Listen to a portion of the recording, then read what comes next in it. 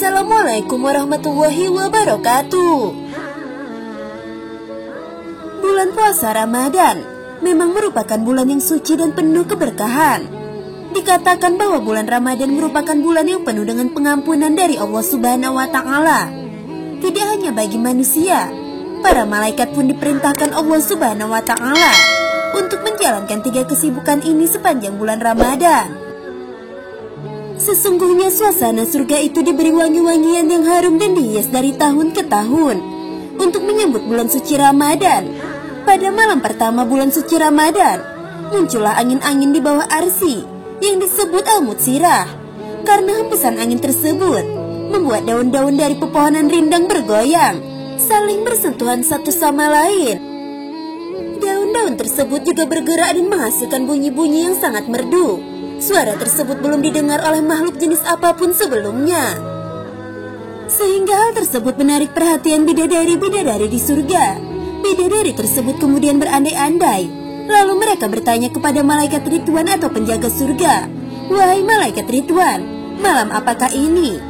"Allahumma labbaik, malam ini adalah malam pertama bulan Ramadan," jawab malaikat Ridwan. Mendengar hal tersebut, bidadari-bidadari itu berdoa kepada Allah Subhanahu wa Ta'ala, "Ya Allah, berilah kami suami-suami dari hamba-Mu yang rajin beramal baik pada bulan ini. Tidak ada seorang pun yang melakukan puasa Ramadan yang diterima puasanya kecuali Allah Subhanahu wa Ta'ala akan mengawinkannya dengan bidadari-bidadari surga."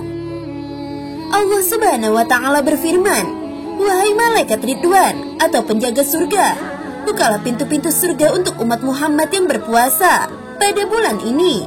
Wahai malaikat Malik atau penjaga neraka, tutuplah pintu-pintu neraka bagi mereka yang berpuasa di bulan ini. Wahai malaikat Jibril, turunlah ke bumi, kemudian ikatlah setan-setan yang jahat dengan rantai-rantai dan singkirkan mereka ke dasar lautan yang paling dalam, sehingga mereka tidak boleh mengganggu puasa umat Muhammad kekasihku." Itulah sebab pada bulan suci Ramadan adalah waktu yang tepat untuk memperbanyak ibadah-ibadah kepada Allah Subhanahu wa Ta'ala.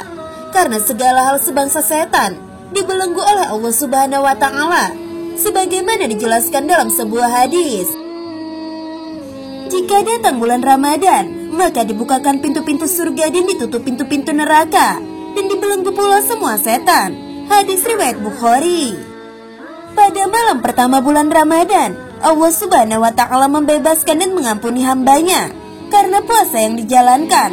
Allah Subhanahu wa Ta'ala memberi pengampunan puasa pada hamba yang 3 perkara, yaitu: yang pertama adalah siapa yang mencintai Allah maka Allah akan mencintainya. Lalu yang kedua adalah siapa yang mencari Allah maka Allah akan mencarinya. Yang ketiga adalah siapa yang memohon ampun kepada Allah maka Allah akan mengampuninya.